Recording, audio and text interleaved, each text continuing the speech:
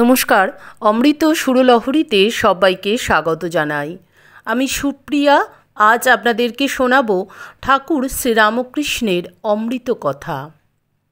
ঠাকুর একটি প্রসাদের কথা বলেছেন, যে প্রসাদ খুবই শুদ্ধ। ঈশ্বরকে আমরা যে খাওয়ার ভোগ নিবেদন করি সেটাকেই প্রসাদ বলে গ্রহণ করি, সেটাকেই বলা হয় প্রসাদ। সব প্রসাদই সর্বদাই শুদ্ধ। শ্রী শ্রী মা সারদা দেবী বলেছেন, প্রসাদে আর হরিতে কোনো দোষ নেই। অর্থাৎ যে কোনো জায়গায় বসে হরিনাম করা যায় এবং যে কোনো প্রসাদ যে কোনো সময় গ্রহণ করা যায়। কিন্তু ঠাকুর শ্রীরামকৃষ্ণ বলেছেন, এই প্রসাদ সাক্ষাৎ ব্রহ্ম, অর্থাৎ সৎ চিৎ আনন্দ স্বরূপ সচ্চিদানন্দ, স্বয়ং ঈশ্বর। এবং বলেছেন এই প্রসাদ গ্রহণ করলে জ্ঞান ভক্তি বিশ্বাস লাভ হয়। তিনি নিজে প্রতিদিন সকালে এই প্রসাদ গ্রহণ করতেন এবং ভক্তদেরও দিতেন। এই প্রসাদটি হল প্রভু জগন্নাথ দেবের মহাপ্রসাদ। ঠাকুর বলতেন, কলিতে জগন্নাথের মহাপ্রসাদ সাক্ষাৎ ব্রহ্ম। নিজের বিছানার পাশে বটুয়াতে মহাপ্রসাদ থাকত। রোজ সকালে প্রণাম করে একদানা খেতেন, ভক্তদেরও দিতেন।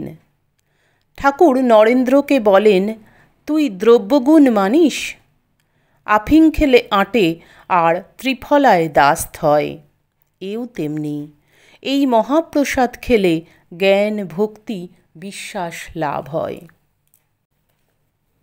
সব জায়গার অন্ন ঠাকুর গ্রহণ করতেন না, কিন্তু বলরাম বাবুর বাড়িতে অন্ন গ্রহণ করতেন। কারণ তিনি বলতেন, বলরামের ঘরে জগন্নাথের পুজো হয়, রথযাত্রা হয়। বলরামের অন্ন শুদ্ধ অন্ন।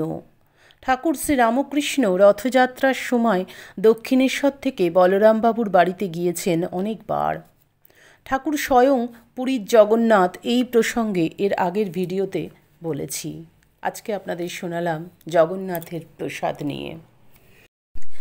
এই জগন্নাথ দেবের প্রসাদ একটা শুকনো কাপড়ের মধ্যে মুড়িয়ে দেয় প্রত্যেক বছর। যারা পুজো দেয় তাদের সেই পুজোর মধ্যে দেওয়া থাকে। এই প্রসাদটাই হলো মহাপ্রসাদ এবং এটাই ঠাকুর গ্রহণ করতেন রোজ সকালবেলা, এবং এটাই যদি একদানা করে মুখে দেওয়া যায় তো খুবই ভালো, সেটাই বলেছেন ঠাকুর। আশা করি আপনারাও জানলেন যে এই জগন্নাথের প্রসাদ মাহাত্ম্য কী। এই প্রসাদে স্বয়ং ঈশ্বর আছেন। আজকের আমাদের আলোচনা যদি আপনাদের ভালো লাগে অবশ্যই একটা লাইক দেবেন, কমেন্ট করবেন, বন্ধুদের মধ্যে শেয়ার করবেন। যারা আমাদের চ্যানেলটি সাবস্ক্রাইব করেছেন তাদেরকে অসংখ্য ধন্যবাদ। যারা আমাদের চ্যানেলে নতুন বন্ধু তাদের কাছে অনুরোধ রইল চ্যানেলটি সাবস্ক্রাইব করে পাশে বেল আইকনটি ক্লিক করে রাখবেন। ঠাকুর পুরীর জগন্নাথ এ প্রসঙ্গে যদি জানতে চান এর আগের ভিডিওটাতে, তাহলে আমাদের চ্যানেলে গিয়ে আগের ভিডিওটা শুনুন।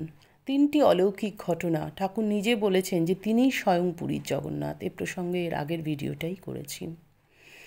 আজকের মতন এখানেই বিদায় নেব। আবার আপনাদের সঙ্গে দেখা হবে আগামী ভিডিওতে। হরি ওং তৎসৎ। শ্রীরামকৃষ্ণ অর্পণমস্তু। জয় মা শারদেশ্বরী, জয় তু স্বামীজি মহারাজ, জয় জগন্নাথ। জগন্নাথের কৃপায় আপনারা সকলে খুব ভালো থাকুন, সুস্থ থাকুন, সকলের মঙ্গল হোক, সকলের ভালো হোক।